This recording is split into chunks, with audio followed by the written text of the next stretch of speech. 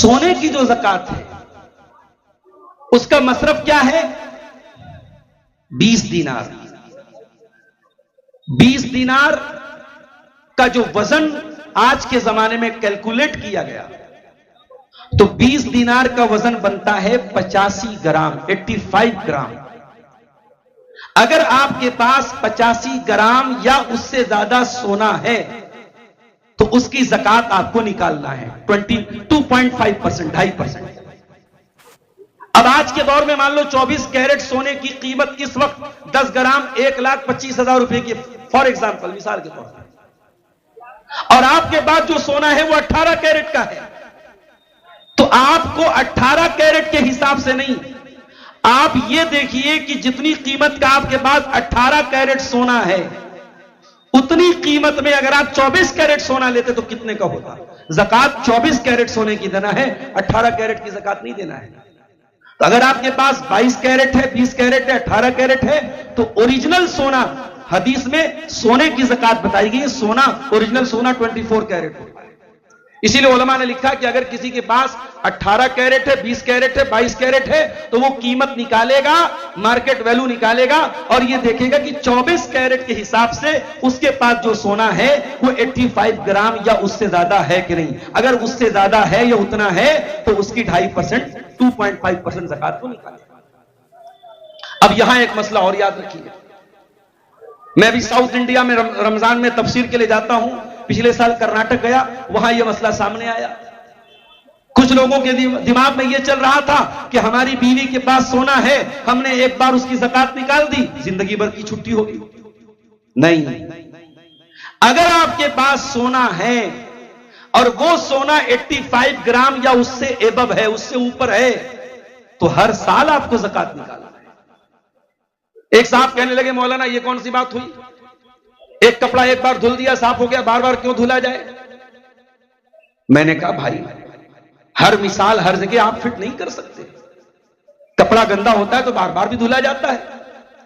शरीयत यह कह रही है कि आपके माल के ऊपर अगर साल गुजर रहा है, अगर आपके पास 85 ग्राम सोना है और साल भर से वो है आपके पास, एक साल उसके ऊपर गुजर गया तो उसकी ज़कात आपको देना है और हर साल आपको देना है अगर वो सोना आपके पास। और यहां एक बड़े पॉइंट की बात आपको बताऊं, हिंदुस्तान में हमारे जो हनफी भाई रहते हैं वो आमतौर से अहले हदीसों के बारे में ये समझते हैं कि ये इमाम अबू हनीफा को नहीं मानते। हम इमाम अबू हनीफा बल्कि तमाम इमाम का पूरा एहतराम करते हैं। हमें किसी इमाम से कोई अदावत और बुग़्ज़ नहीं है, अल्लाह गवाह है इस बात पर। हमारी दावत सिर्फ इतनी है कि चाहे इमाम अबू हनीफा हो, चाहे इमाम मालिक हो, चाहे इमाम शाफई हो, चाहे इमाम अहमद बिन हंबल हो, उनकी जो बात कुरान और हदीस के मुताबिक हमें मिलती है हम ले लेते हैं। जो बात कुरान और हदीस के खिलाफ नजर आती है हम पूरे एहतराम के साथ, पूरे सम्मान के साथ, पूरी रिस्पेक्ट के साथ उनकी वो बात कबूल नहीं करते हैं, लेकिन उनका एहतराम तब भी करते हैं। औरत जो सोने का जेवर पहनती है, इमाम अबू हनीफा कहते हैं अगर किसी औरत के पास सोना चांदी है और वो औरत पहन रही है तब भी ज़कात देना है। अगर लॉकर में रखा है, अलमारी में रखा है, बंद करके रखा है, तब भी ज़कात देना है। बहुत गौर से सुनिएगा, बड़ा अहम मसला है। इमाम अबू हनीफा का कहना है औरत के पास अगर सोना है और सोना निसाब को पहुंच रहा है, ज़कात देना है। लेकिन इमाम मालिक क्या कहते हैं, इमाम शाफई क्या कहते हैं, इमाम अहमद क्या कहते हैं, बाकी तीनों इमाम क्या कहते हैं? वो कहते हैं कि जो सोना औरत पहन रही है उस पे ज़कात नहीं देना है। क्यों? क्योंकि इंसान जो चीज यूज करता है उस पर ज़कात नहीं देना है। मिसाल के तौर पर आपके पास सैमसंग का अल्ट्रा मोबाइल है, कितने का आ रहा है वो मौलाना? अल्ट्रा 1.25 लाख का शायद आ रहा है, 1,20,000, 40,000। आपके पास 1.5 लाख का मोबाइल है, आपके पास 15 लाख की कार है, आपको न कार की ज़कात देना है न मोबाइल की ज़कात देना है। अरे ये घड़ी जो होती, घड़ी 2.5 लाख की घड़ी आती है, मेरी घड़ी नहीं है माफ कीजिए, लेकिन लोग पहनते हैं ब्रांडेड ब्रांडेड, वो राडो और फलानी और डिमाकी, कितनी कंपनियां आती हैं।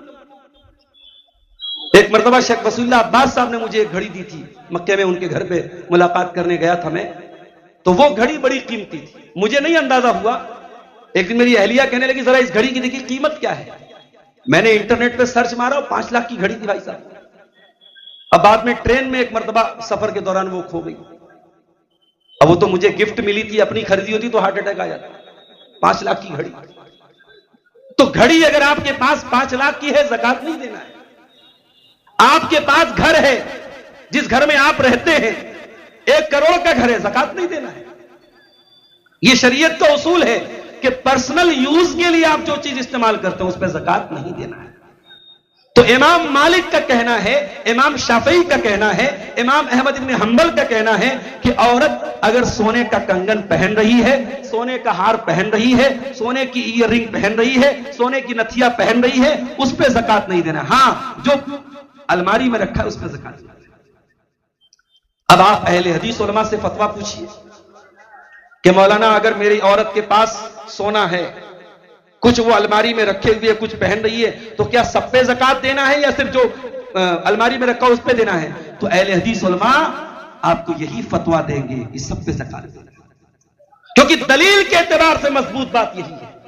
नबी अकरम के पास एक औरत आई, उसके साथ एक बच्ची थी, बच्ची के हाथ में सोने के 2 कंगन थे। अल्लाह के रसूल ने पूछा अब तो अद्दी न ज़कातहा, क्या तू इसकी ज़कात देती है? उसने कहा नहीं। आपने फरमाया क्या तू ये पसंद करेगी कि इस कंगन की जगह तुझे आग का कंगन पहनाया जाए? उसने कहा नहीं है अल्लाह के नबी। उसने फौरन कंगन उतारा और कहा अल्लाह के नबी इसकी ज़कात आप ले लीजिए।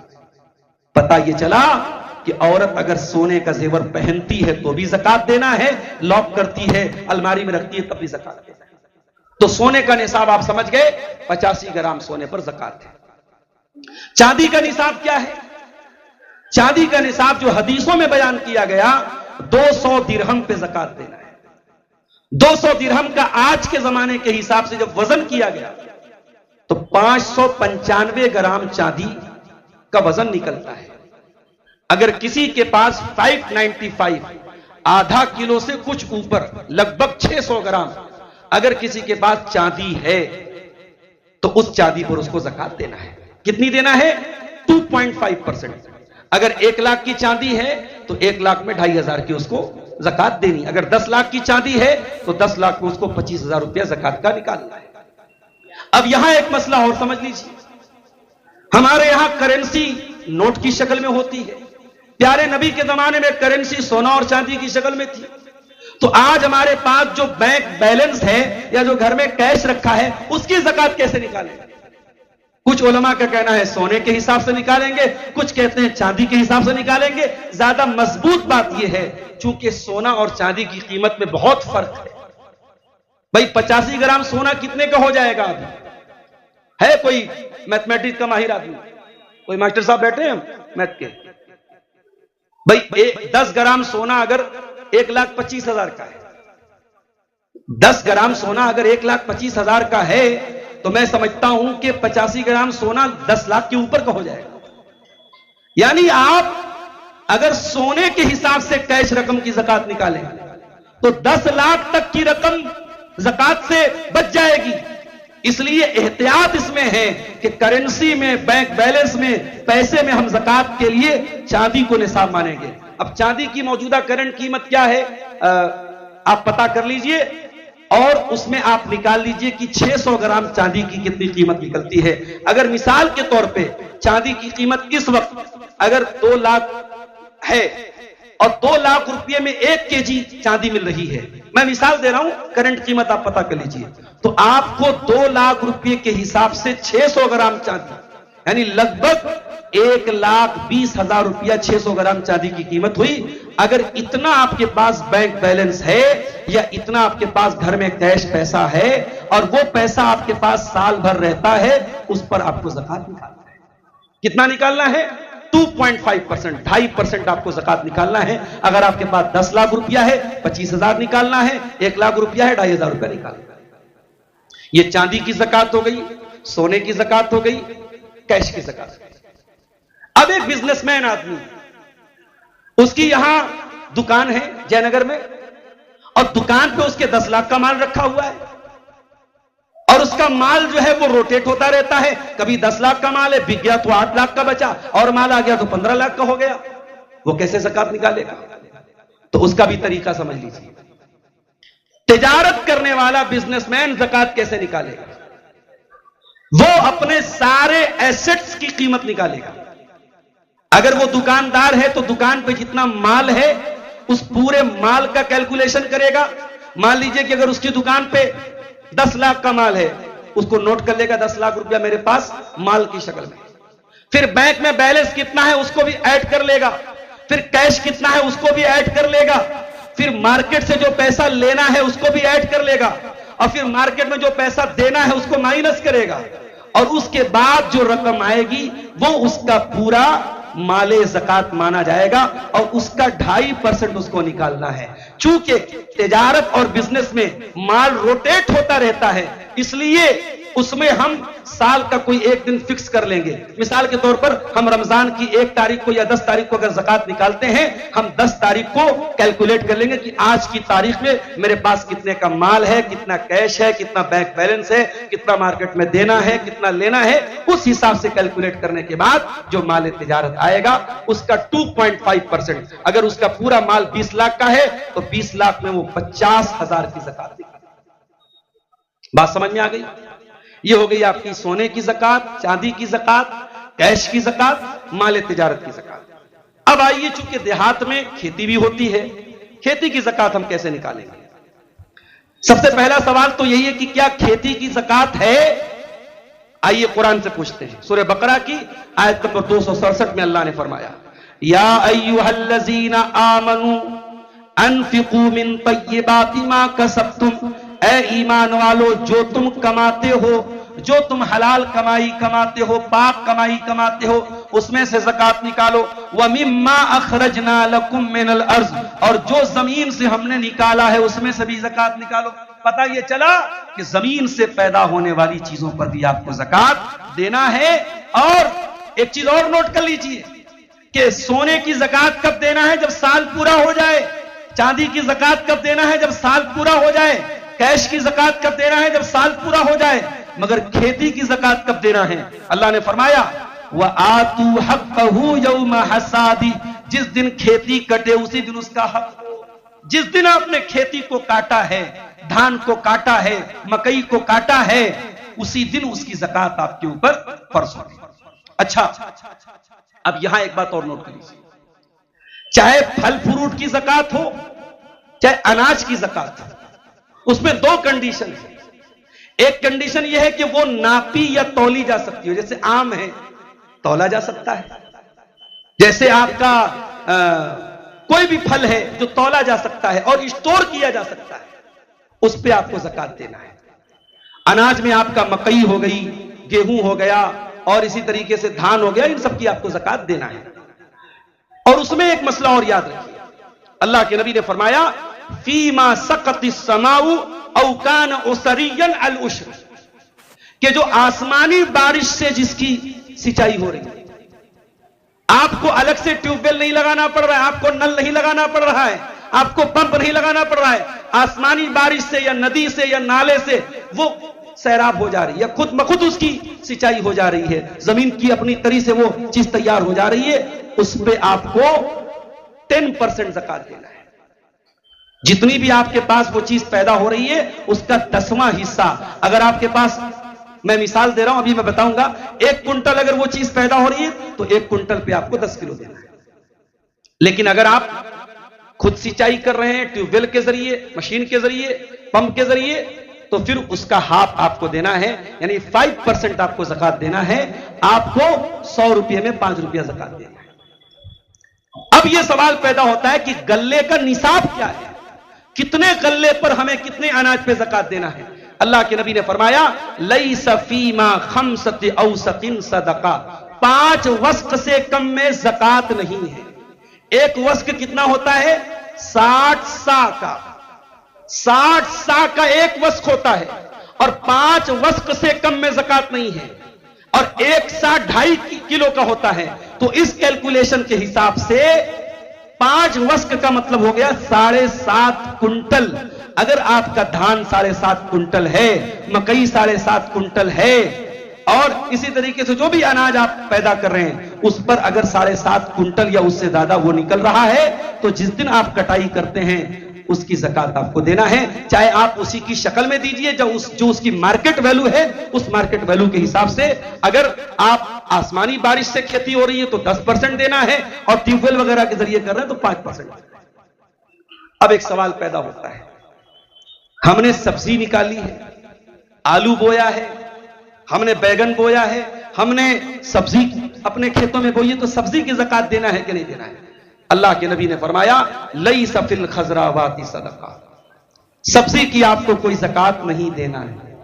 लेकिन हां, अगर वो सब्जी आप मार्केट में बेच रहे हैं, आप अपने यूज में ले रहे हैं, रिश्तेदारों को बांट रहे हैं, कोई बात नहीं, सब्जी पर ज़कात नहीं है। लेकिन सब्जी आप बेच देते हैं तो फिर वो माले तिजारत है। जब आप उसको बेचेंगे तो उससे जो कीमत आपको मिल रही है उस कीमत को आप अपने कैश रकम में जोड़ेंगे। अगर वो कैश रकम आपकी 595 ग्राम चांदी से ऊपर की बन रही है तो उसकी ज़कात आपको। अगर आलू आप अपने खेत में बो रहे हैं और आलू आपने मान लीजिए बेच दिया, 2 लाख का आलू बिक गया या 2 लाख की आपकी सब्जी बिक गई, तो वो 2 लाख रुपया आपके कैपिटल में जोड़ा जाएगा और उसकी ज़कात आपको निकालनी। एक मसला और समझ लीजिए, मकान पे ज़कात नहीं है, लेकिन हां, अगर कोई प्रॉपर्टी डीलर है, कोई रियल एस्टेट का काम कर रहा है, जमीनों का कारोबार कर रहा है, 10 लाख की जमीन कटिहार में लेके बैठा है, 10 लाख की पूर्णिया में लेके बैठा है, 10 लाख की अररिया में लेके बैठा है, तो अब ये जमीन उसकी माले तिजारत मानी जाएगी। और जिस तरीके से दुकानदार अपने माल की ज़कात निकालता है, रियल एस्टेट का काम करने वाला जितनी जमीनें उसके कब्जे में हैं उनकी वो ज़कात निकालेगा। करंट वैल्यू, अगर हमने 10 लाख की जमीन खरीदी थी और इस मकसद के लिए खरीदी थी कि ज्यादा कीमत होगी तो बेच देंगे, इन्वेस्टमेंट के पर्पज से खरीदी थी और साल पूरा हो रहा है तो हमें ज़कात देना है। हां, अगर हमने जमीन इसलिए खरीदी थी हमारे बच्चों के काम आ जाए, या हमारा मकसद क्लियर नहीं, हमने जमीन खरीद के छोड़ दी, हम उसमें दुकान भी बना सकते हैं, मकान भी बना सकते हैं, बच्चों को भी दे सकते हैं। अगर मकसद क्लियर नहीं है तो ज़कात नहीं देना। अगर मकसद क्लियर है कि आपने बिजनेस पर्पज से जमीन खरीदी थी तो जमीन को भी ज़कात, जमीन पर भी ज़कात आपको देना पड़ेगा। और एक चीज और नोट कर लीजिए, अगर आपके पास जमीन है, घर है, तो घर पे तो ज़कात नहीं है, लेकिन अगर आप अपने घर में लोगों को किराए पे रखते हैं, दुकानें किराए पे आपने दे के रखी है, होटल खोल के रखा है, पेट्रोल पंप खोल के रखा है, तो उससे जो रेंटल आ रहा है, जो किराया आ रहा है, उस किराए पर आपको ज़कात देना है। वो किराया आपकी कैपिटल में जोड़ा जाएगा और उसकी ज़कात आपको निकालनी पड़ेगी। अब इसके अलावा ज़कात के मुतालिक कुछ बातें और आप समझ लीजिए। ज़कात में एक कंडीशन यह भी है कि ज़कात मुसलमान पर फर्ज है और उसके ऊपर फर्ज है जो उस माल का मालिक हो। जब तक आप किसी चीज के मालिक नहीं हैं आपको उसकी ज़कात नहीं देना है। और इसी तरीके से एक कंडीशन उलमा ने यह भी लिखी है कि आजाद को ज़कात देना है, गुलाम के ऊपर ज़कात फर्ज नहीं। तो ज़कात की ये सारी कंडीशन अगर पूरी हो रही है तो आपको ज़कात देना है।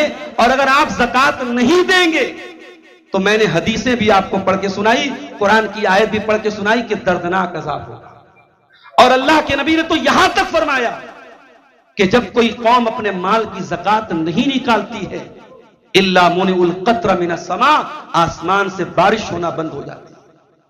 आज आप देखें, हर साल हम देखते हैं कि बिहार में सूखा पड़ गया, किसान ने आत्महत्या कर ली, पैदावार नहीं हुई, आम की फसल बर्बाद हो गई, धान की फसल बर्बाद हो गई। ये जो फसलें बर्बाद हो रही हैं, ये जो बारिश समय से नहीं हो रही है या ज्यादा हो जा रही है या बहुत कम हो रही है, इसका ताल्लुक इस चीज से है कि आज अपने माल की हम ज़कात सही तरीके से नहीं निकालते। मेरे भाइयों, कुछ लोगों का यह भी कहना है कि हम इंडियन गवर्नमेंट को टैक्स दे रहे हैं, हर चीज में जीएसटी दे रहे हैं, साल में इनकम टैक्स भी दे रहे हैं, हम ज़कात क्यों दें? अगर ऐसी बात कोई कहता है, अपने ईमान की खैर मनाए वो इंसान। ज़कात कोई टैक्स नहीं है, माफ करना। आप जीएसटी देते हैं, ये टैक्स है जो इंडियन गवर्नमेंट आपसे लेती है। ज़कात कोई टैक्स नहीं है, ज़कात इबादत है, ज़कात आपके माल में अल्लाह का हक है। यह माल धरा का धरा रह जाएगा मेरे प्यारे साथी। जिस दिन आप मरेंगे ये सारा माल दूसरों के लिए छोड़ के जाएंगे। इस माल की मोहब्बत लेके सीने में कब्र में चले जाएंगे और मुनकर नकीर आएंगे, वहां आपका माल आपके काम नहीं आएगा मेरे साथ। आज जुमा का दिन था, जुमा की नमाज में आपने अगर किसी मस्जिद में जुमा की नमाज पढ़ी होगी, अगर इमाम साहब ने सूरह जुमा और सूरह मुनाफिकून पढ़ी होगी तो दूसरी रकात में यह आयत भी आपने सुनी होगी, वअनफिकू मिम्मा रज़क़नाकुम मिन क़ब्ल अन यातिया अहदकुमुल मौत। ऐ मेरे बंदो, अल्लाह ने तुमको जो रोजी दी उसमें से खर्च करो, इसके पहले कि मौत आ जाए। मौत आ जाए फयकूल रब्बी लौला अख्खरतनी इला अजलिन करीब, और इंसान ये कहे कि अल्लाह थोड़ी सी मोहलत दे दे, फअस्सद्दक़ व अकुम मिनस सालिहीन, मैं बहुत सदका खैरात करूंगा, मैं बहुत ज़कात निकालूंगा, मैं नेक बन जाऊंगा।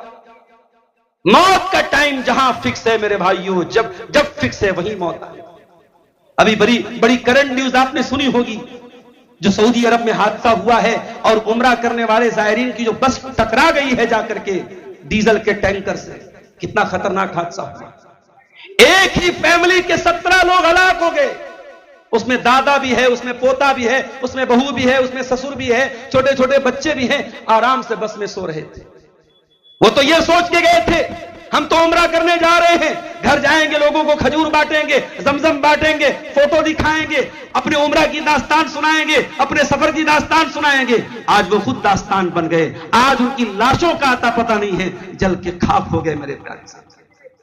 इसलिए मेरे भाइयों, ज़कात में चोरी न करो, अपने माल की ज़कात निकालो। और मुझे अफसोस होता है, कुछ लोग नमाज के तो पाबंद होते हैं, रमजान का रोजा पाबंदी से रखते हैं, लेकिन ज़कात के मामले में बड़े लापरवाह होते हैं। मसला नोट कर लो, इस्लाम के 5 पिलर्स में रोजे का नंबर 4थे नंबर पे है और ज़कात का नंबर 3रे नंबर पे है। ज़कात रोजे से भी ज्यादा अहम है, रोजा बाद में है, ज़कात पहले है। और आप कभी गौर कीजिएगा, कुरान में जहां जहां नमाज का बयान है वहां पैरेलल साथ में अल्लाह ताला ने ज़कात का बयान है। अक़ीमुस्सलात व आतुज़्ज़का, नमाज कायम करो, ज़कात अदा करते रहो। आप कुरान में कई मकामात पर देखिए कि नमाज के साथ अल्लाह ताला ने ज़कात का जिक्र किया है। और एक आखिरी बात कह के बात खत्म करूंगा, ज़कात देना जितना अहम है, ज़कात का अगर कोई हकदार नहीं है और ज़कात ले रहा है उतना ही बड़ा वो गुनहगार है। अगर आप ज़कात के हकदार नहीं हैं और आप ज़कात वसूल रहे हैं, दुनिया में आपका मकान बन जाएगा, दुनिया में बैंक बैलेंस बन जाएगा, लेकिन आखिरत आपकी बिगड़ जाएगी मेरे प्यारे साथी। अल्लाह के नबी ने फरमाया, जो इंसान सवाल करे, लोगों के सामने हाथ फैलाए और वो उसका हकदार नहीं है, वो कयामत के दिन इस हाल में आएगा, लैसा फी वजही मुज़अतु लहमिन, उसके चेहरे पे गोश्त नहीं होगा, कंकाल की तरह उसका चेहरा होगा, उसका चेहरा मनहूस होगा, उसका चेहरा देख के लोग समझ जाएंगे ये ज़कात मांगा करता था, ये खैरात मांगा करता था। इसलिए मेरे भाइयों, खुददार बनो। एक सहाबी अल्लाह के नबी के पास आए, उन्होंने नबी से कोई चीज मांगी, कोई सवाल किया, नबी ने दे दिया, फिर मांगी, फिर दे दिया, फिर मांगी। नबी ने कहा, ऐ हकीम बिन हिजाम, अगर ये माल की जरूरत है और तुम मांग रहे हो तो अल्लाह बरकत देगा, और अगर अपने नफ्स को जलील करके तुम ये माल मांग रहे हो, तुम मोहताज नहीं हो, जरूरतमंद हो, तुम माल मांग रहे हो, तो ये माल तुम्हारे लिए अजाब बन जाएगा, बवाल बन जाएगा। हकीम बिन हिजाम ने उसके बाद कभी जिंदगी में अल्लाह के नबी के ऊपर, अल्लाह के नबी से सवाल किया। इन्हीं बातों पर मैं अपनी बात को खत्म करते हुए अल्लाह ताला से दुआ करता हूं, रब्बुल आलमीन हमें अपने माल की सही ज़कात निकालने की तौफीक